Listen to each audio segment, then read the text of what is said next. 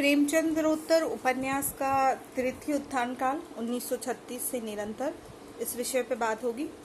तो जैसे कि हम पूर्व के दोनों उत्थान काल के विषय में जान चुके हैं, तो इस विषय को जानना बहुत सरल हमारे लिए हो जाएगा। तो प्रेमचंद्रोत्तर हिंदी उपन्यास जो है एक साथ कई नवीन दिशाओं में गतिशील हुआ। सन 1940 से 50 तक की जो समय अवधि रही, उपन्यास मुख्यतः फ्राइड और मार्क्स की विचारधारा से प्रभावित दिखते हैं। सन 50 से 60 तक के जितने उपन्यास रहे, उनमें उपन्यासों की जो प्रयोगशीलता है उसकी प्रवृत्ति दिखाई पड़ती है। 1990 से लेकर 21वीं सदी के 2 दशकों के उपन्यास में भूमंडलीकरण के बहुस्तरीय प्रभाव के साथ साथ अस्मितामूलक उपन्यासों के विमर्श भी सुनाई देते हैं। स्त्री, दलित, आदिवासी, ये जितने भी हाशिए के जो समुदाय रहे हैं, नए दौर के उपन्यासों में उनकी मुखर अभिव्यक्ति मिलती है। प्रेमचंद समाज की स्वीकृत मान्यताओं के भीतर संघर्ष करते रहे। वो साहित्य में जब हम पढ़ते हैं तो देखते हैं उनके संघर्ष की अभिव्यक्ति स्पष्ट हमें दिखाई देती, अंकित होती है उनके साहित्य पर। प्रथम महायुद्ध के बाद पश्चिम के पुराने मूल्यों को तेजी के साथ जैसे कि हम देखते हैं कि विघटन होता गया है। फ्राइड ने काम संबंधी मान्यताओं को नैतिकता अनैतिकता से परे बताकर सामाजिक नैतिकता के आगे एक प्रश्न चिन्ह सा लगा दिया। पूंजीवादी समाज में व्यक्तिवादी जो चेतना है वो उभर कर सामने दिखाई देती है। मार्क्स ने समष्टि चेतना पर विशेष बल दिया और हिंदी उपन्यासों की इन विचारधारा से प्रभावित हुए बिना न रह सकता।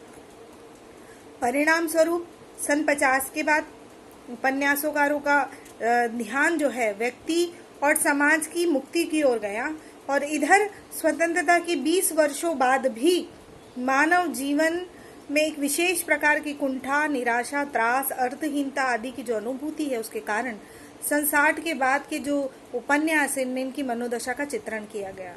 विषय की दृष्टि से प्रेमचंदोत्तर उपन्यासों का वर्गीकरण किया गया।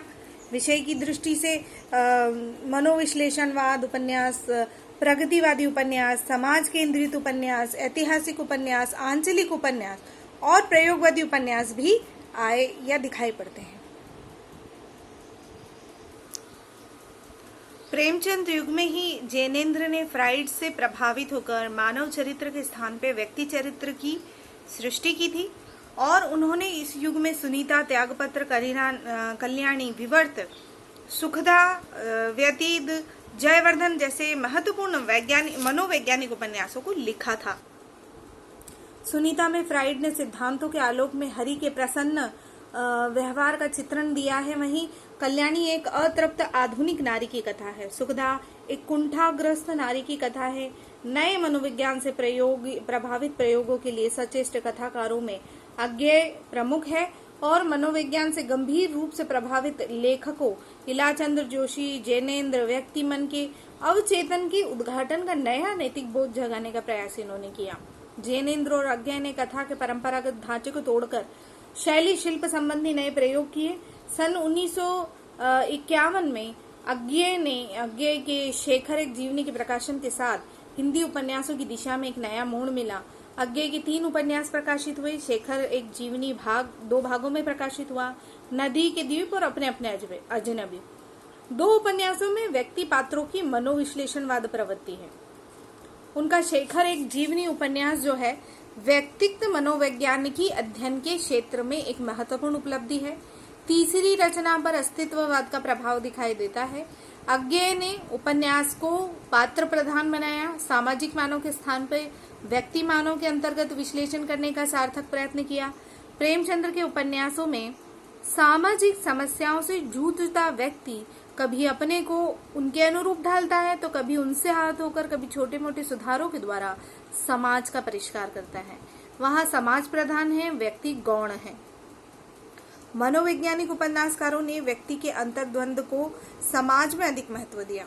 मनोविश्लेषणात्मक उपन्यासों की धारा के रचनाकारों में इलाचंद्र जोशी जी का महत्वपूर्ण उपन्यास है सन्यासी, जहां पहली बार मनोविश्लेषणात्मक पद्धति का निरूपण देखा जा सकता है। सन्यासी के अतिरिक्त पर्दे की रानी, प्रेत की छाया, निर्वासित मुक्तिपथ, सुबह के भूले, जिप्सी, जहाज पंछी, ऋतु चक्र, घृणामयी जैसे कई सारे उपन्यास प्रकाशित हुए। उनके उपन्यासों की विकास यात्रा में मुक्ति पथ एक नए मोड़ की सूचना देता है और मुक्ति पथ के पूर्ववर्ती उपन्यास जो है मनोग्रंथियों के विश्लेषण पर आधारित हैं। उनकी भावभूमियां प्रायः एकांगी और संकुचित दिखाई पड़ती है। मुक्ति पथ तथा उसके बाद के जो उपन्यास लिखे गए उनमें अंतर्बाह्य परिदृश्य का विस्तार, सामाजिकता का समावेश दिखाई पड़ता है। प्रेमचंदोत्तर उपन्यास की धारा में मार्क्स की मान्यताओं को केंद्र में रखकर प्रगतिवादी या साम्यवादी उपन्यासों का लेखन हुआ है।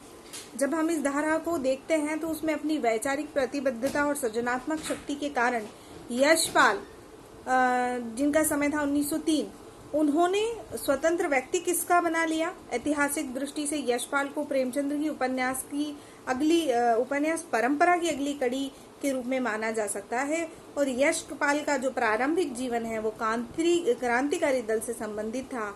वे इसके सक्रिय सदस्य थे और इसके लिए उन्हें 14 वर्ष का कारावास भी मिला। कारावास काल में उनका सारा समय अध्ययन मनन में व्यतीत हुआ। साहित्य के क्षेत्र में उतरने पर उन्होंने इस विचारधारा को आगे बढ़ाया।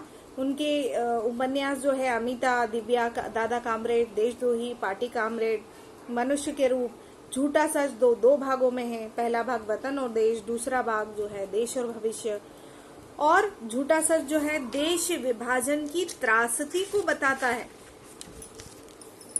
इस तरह त्रासदी पर आधारित एक ऐसा उपन्यास जिसमें तत्कालीन राजनीतिक सामाजिक परिस्थितियों का जीवंत चित्रण हुआ।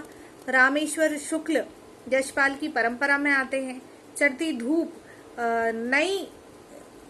नई इमारत, उल्का, मरुप्रदीप उनके प्रसिद्ध उपन्यास रहे हैं, लेकिन इनमें द्वंदात्मक चेतना पूरी तौर पे नहीं उभरी। प्रगतिवादी उपन्यासकारों में राहुल सांकरतन, रांघे राघव, भैरव प्रसाद गुप्ता, अमृत रॉय आदि उल्लेखनीय हैं। राहुल सांकरतन के प्रमुख उपन्यास सिंह सेनापति, जय योद्ध, वोल्गा से गंगा तक, किन्नरों के देश में, शैतान की आंखें, मधुर स्वप्न, ये सारे, या भैरव प्रसाद गुप्ता का मशाल, सती मैया का चौरा आदि उपन्यासों में मार्क्सवादी विचारधारा की अभिव्यक्ति दी है। इसके अलावा भगवती चरण वर्मा, उपेंद्र नाथ, अश्क, अमृतलाल नागर, बहुत सारे ऐसे सुंदर रचनाकार रहे हैं जिन्होंने वर्णात्मक और चित्रात्मक शैली का प्रयोग करके साहित्य की रचनाओं को बनाया है। 50 के दशक के बाद आंचलिक उपन्यासों का दशक मान लिया जाता है। तो वस्तुतः इस समय के उपन्यासों में व्यक्तित्व और सामाजिकता दोनों है। व्यक्तित्व इसलिए कहा जाता है कि पुराने जो जितने भी नैतिक मूल्य हैं उनसे मुक्त होकर खुले वातावरण में सांस लेना व्यक्ति चाहता है। सामाजिक इसलिए भी समाज को आर्थिक दृष्टि से स्वतंत्र होने में मंजिल राह तय करनी है, बड़ी लंबी राह तय करनी है। देश के विभाजन के कारण जो नई समस्या उत्पन्न हुई थी उन्हें भी औपन्यासिक रूप दिया गया और प्रवृत्ति की दृष्टि से इस दशक के उपन्यासों को अलग अलग दृष्टियों से बांटा जा सकता है। तो धन्यवाद, आज के लिए इतना ही। इसके आगे जो भी हमारा पढ़ने का रहेगा अगले वीडियो में।